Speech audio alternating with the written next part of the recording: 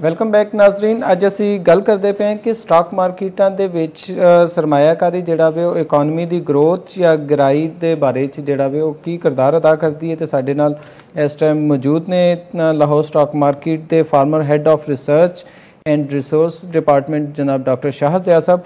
Doctor साहब मैंने याद है कि कुछ साल पहले तक तुसी जिहड़ा वे पाकिस्तान का पहला जिहड़ा वे स्टॉक मार्केट के हवाले नाल जिहड़ा वे ट्रेनिंग सेंटर एक ट्रेनिंग का जिहड़ा वे ट्रेनिंग सेंटर बनाया सी। उनके विच जिहड़ा वे लोगों नूं असीं ये देखने हैं कि अच्छे खासे पढ़े लिखे लोगों नूं भी अच्छे खासे जिहड़े बड़े तवील अरसे तो कारोबार कर रहे हैं उन्होंने भी स्टॉक मार्केट के बारे जिहड़ा वे नॉलेज ही नहीं होता। बहुत ज़्यादा इस चीज़ की जरूरत सी कि एक ट्रेनिंग सेंटर बनाया जाए, एक ट्रेनिंग लोगों को दी जाए, आगाही दी जाए कि स्टॉक मार्केट होंदी की है, उत्थे किस तरह कारोबार करना है और जिहड़ा वे इहदे विचों किस तरह फ़ायदा उठा सकते हो। तो उनके की कैसे तुहानूं रिजल्ट मिले? सब बिल्कुल यादाश्त मेरी भी यही दसदी कि असी 2007 ਦੇ ਵਿੱਚ ट्रेनिंग इंस्टीट्यूट बनाया ਸੀ, ਜਿਹੜਾ ਪਾਕਿਸਤਾਨ ਦਾ ਪਹਿਲਾ ट्रेनिंग इंस्टीट्यूट ਸੀ ਜਿਹੜਾ ਕਿ ਮਖਸੂਸ ਸੀ ਸਟਾਕ ਮਾਰਕੀਟ ਟ੍ਰੇਨਿੰਗ ਦੇ ਵਾਲੇ। ਔਰ ਇਹਦਾ ਨਾਮ ਅਸੀਂ ਰੱਖਿਆ ਤੇ Lahore stock exchange training institute, ਜਿਹਦਾ ਮੈਂ ਹੈਡ ਸੀ। और ये वैबसाइट ते भी बिल्कुल आंदा हुंदा सी। और ਇਹਦੇ ਚ ਅਸੀਂ ਇਹਦਾ ਆਪਣਾ ਲਾਹੌਰ ਸਟਾਕ ਐਕਸਚੇਂਜ ਦੇ ਅੰਦਰ ਹੀ ਪ੍ਰੈਮਿਸਿਸ ਬਣਾਏ ਸੀ। ਔਰ ਪਹਿਲੀ ਫੇਜ਼ ਵਿੱਚ ਪਹਿਲੇ ਅਸੀਂ ਟ੍ਰੇਨਿੰਗ ਦੇਣੀ ਸ਼ੁਰੂ ਕੀਤੀ ਸੀ ਜਿਹੜੇ ਕਿ ਉੱਥੇ ਮੈਂਬਰਸ ਸੀਗੇ स्टॉक एक्सचेंज जी। और जो कि एक बहुत मुश्किल काम से क्योंकि मैंबर्स ਨੂੰ ट्रेनिंग देना एक खासा दिक्कत है। एक माइंडसेट ਬਣਿਆ ਹੁੰਦਾ ਹੈ ਕਿ ਉਸੇ ਦੇ ਹਵਾਲੇ ਨਾਲ ਹੀ ਚੱਲਣਾ ਚਾਹ ਰਹੇ ਸੀ। और ਉਹ ਇਹ ਵੀ ਹੁੰਦਾ ਕਿ ਜੀ ਹੁਣ ਇਹ ਸਾਨੂੰ ਪੜਾਣਗੇ, लेकिन ऐसी गल नहीं है कि तालीम जिहड़ी है वो हर किसी को हासिल करनी चाहिए। कुछ बहुत ज़्यादा साढ़े प्रोग्रेसिव ब्रोकर्स भी से, जिवें गुल अब्दुल्ला धामी साहब सीगे और उन्होंने नाल जावेद इकबाल सी, जिहड़े कि मज़हर रफीक साहब थी, यासिर साहब सी, जिहड़े कि खुद बैठ के उन्होंने पर्सनली ट्रेनिंग ली बीइंग मैंबर्स, जो कि बहुत इनकरेजिंग चीज़ सी है। तो वो उन्होंने ट्रेनिंग लीती और ये साढ़े मुख्तलिफ कोर्सेज 1 महीने का 2 महीने का, और उस तो बाद सर्टिफिकेट इशू होंदा सी कि इन्होंने यह कोर्स अटेंड किया है। क्योंकि असी समझने कि जिहड़ा इन्वेस्टर आ रहा है वो तो एक एस्पैक्ट है, और दूसरा एस्पैक्ट है जिहड़ा कि उन्होंने ट्रेड करा रहा है, इन्वेस्टमेंट कर रहा है, उन्हां कोल क्या नॉलेज है, क्या उन्होंने एक्सपर्टीज है, जिहड़े लोकां कितना उन्होंने गाइड कर सकता है, किते डिसाइड करके भेज देंदा है कि नहीं जी बिल्कुल। और फिर अगर इन्वेस्टर आंदा है तो वो ब्रोकर कोलों गाइडलाइन लैंदा है कि जी मैं किहड़े सैक्टर विच इन्वेस्टमेंट करा। हालांकि वैसे ये ब्रोकर दा काम नहीं है कि इन्वेस्टर नूं गाइड करे, ये एडवाइजरी कंपनीज होंदियां ना जिहड़ी कि रजिस्टर्ड ने SEC भी, लेकिन बाहर सारा कल्चर इस तरह कि वो ब्रोकर को पुछ लैंदे ने। तो उन्हां दी ट्रेनिंग पहले असीं शुरू कीती सी, और वो TWS के ट्रेडिंग वर्क स्टेशन जिहड़ा है ना वो ऑपरेट कर सकदे होण। तो ਉਹਦੇ ਚ ਲੜਕੇ ਜਿਹੜੇ ਉਹਨਾਂ ਕੋਲ ਆਉਂਦੇ ਸੀ और ਉਹ EMPLOYEES ਹੁੰਦੇ ਸੀ, ਉਹਨਾਂ ਨੂੰ ਪਹਿਲੇ ਟ੍ਰੇਨਿੰਗ ਦੇ ਸੀ, ਉਹਨਾਂ ਨੂੰ ਸਰਟੀਫਿਕੇਸ਼ਨ ਦਿੱਤੀ ਸੀ। ਬਲਕਿ ਇਸ ਤੋਂ ਵੱਧ ਕੇ ਜਿਹੜਾ ਅਸੀਂ ਕੰਮ ਕੀਤਾ ਸੀ ਕਿ ਜਿਹੜੇ EMPLOYEES ਏਜੰਟਸ ਬਣਦੇ ਸੀ ਟ੍ਰੇਨਰਸ ਦੇ ਮੈਂਬਰਸ ਦੇ, ਉਹਨਾਂ ਦਾ ਮੈਂ ਪਰਸਨਲੀ ਔਰ ਇਹਦੇ ਸਾਡੇ ਬੋਰਡ ਦਾ ਬੜਾ ਅੱਛਾ ਕੌਨਫੀਡੈਂਟ ਹੱਥ ਸੀਗਾ ਕਿ ਉਹਨਾਂ ਨੇ ਇਨਕਰੇਜ ਕੀਤਾ ਸੀ ਕਿ ਇਹਨਾਂ ਦੇ ਟੈਸਟ ਲਵੋ, ਟੈਸਟ ਜਿਹੜਾ ਪਾਸ ਹੋਏਗਾ ਉਹਨੂੰ ਏਜੰਟ ਬਣਾਓ।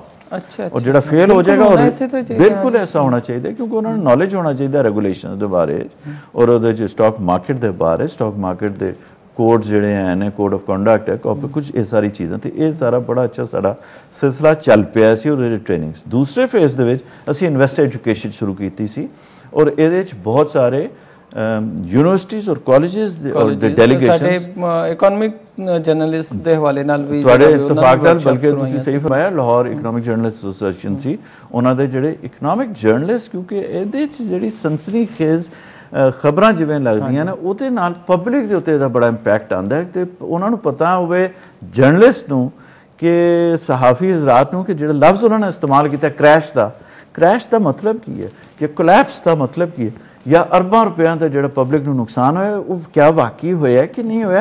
क्योंकि एक आदमी को अगर अरबों का नुकसान होया तो किसी को करोड़ों का फायदा भी होएगा।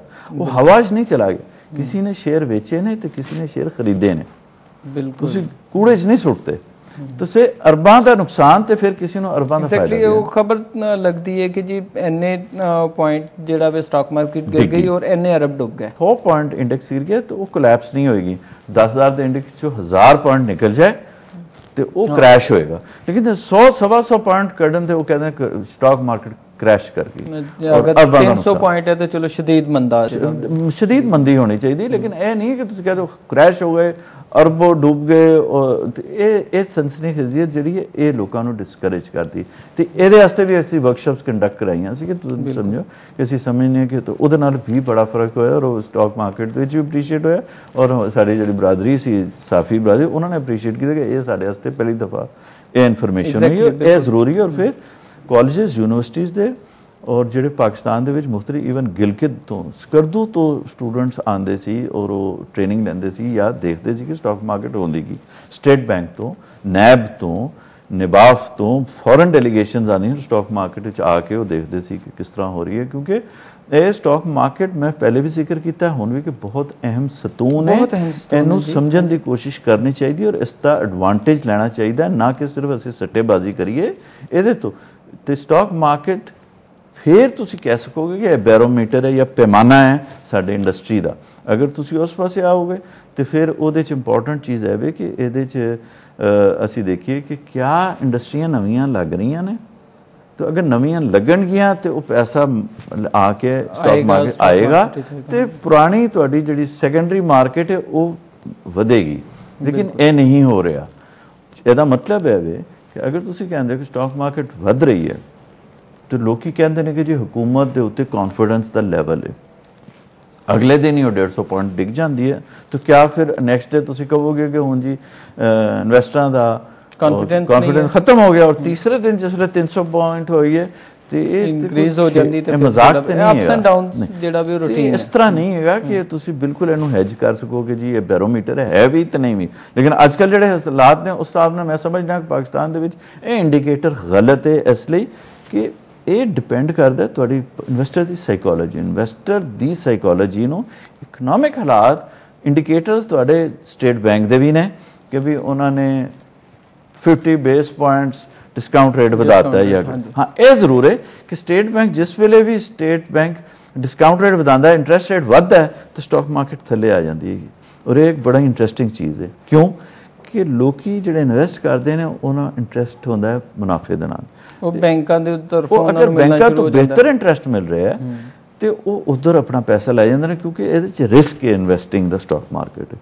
स्टॉक मार्केट जो लोग आते हैं वो मुनाफा जहन च रख के आते हैं, वो कतन यह नहीं सोचते कि लॉस भी हो सकता। अगर वो लोग लॉस नूं जहन च रख के आन और स्टडी करके आन पढ़ के आन के भी केड़े सेक्टर दे पढ़ना तो है ही नहीं ना। अखबार पढ़ते हैं इत्थे हुण ते अखबार भी खरीद के नहीं हुण ते पढ़दे लोग वो भी कहते हैं कि अखबार ले लो ते लाइब्रेरी च या किसी दफ्तर दे विच बैठ के जेड़ा पढ़ना पढ़ के नहीं ना इम्तिहान पास करना ते ना पढ़ के असी बैलेंस शीट पढ़ के स्टॉक मार्केट विच इन्वेस्ट। ये तो साडा कल्चर है।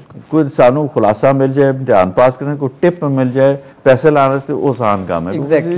जल्दी पैसा मैं सारे अपने भाइयों को मशवरा देना जल्दी पैसा बनाने का तरीका मैं तुहानू दसना, मेरे ते अमल करो और खुदा दा वास्ता स्टॉक मार्केट ना हो और रेस क्लब जाओ वो 10 सेकंड पैसे पता चल जाएंगे। पैसे इत्थे इन्वेस्टमेंट करनी पैंदी है, दरख्त लाना पैंदा है, उस कंपनी का साझा बनना पैंदा है, हिस्सेदार बनना पैंदा है कि तुसी देखो 1 साल तो बाद ग्रोथ की हुई है की इंडस्ट्री है, तुसी इंडस्ट्री नूं देखते हो।